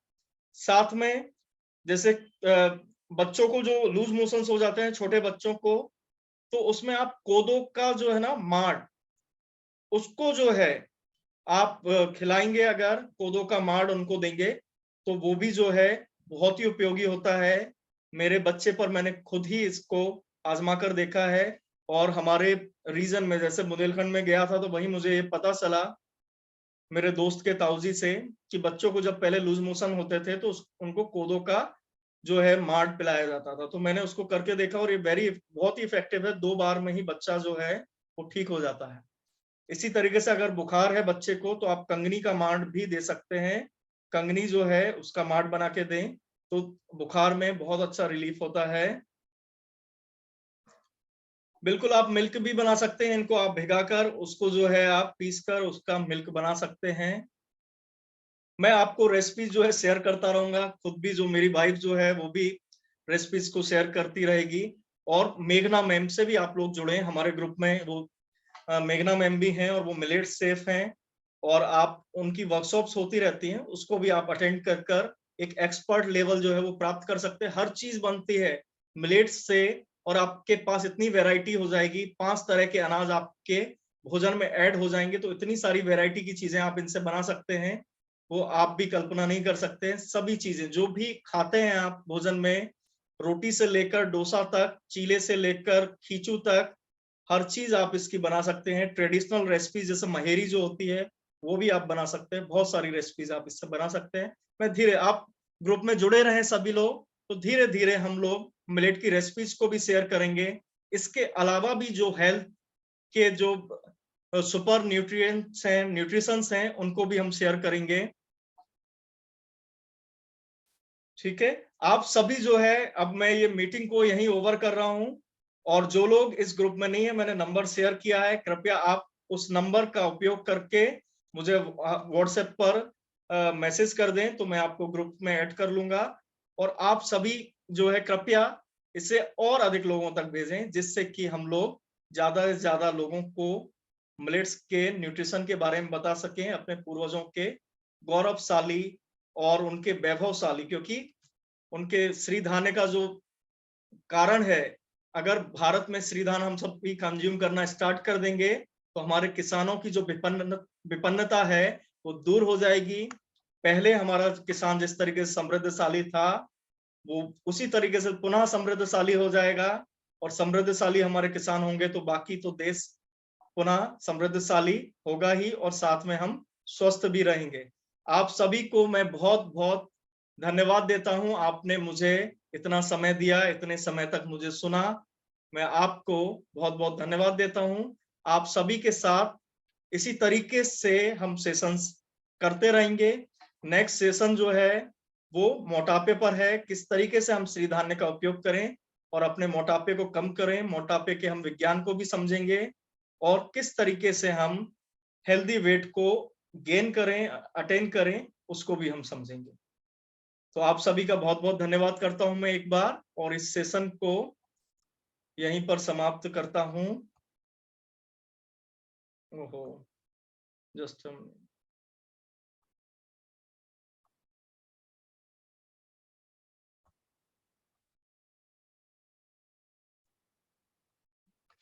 नमस्कार।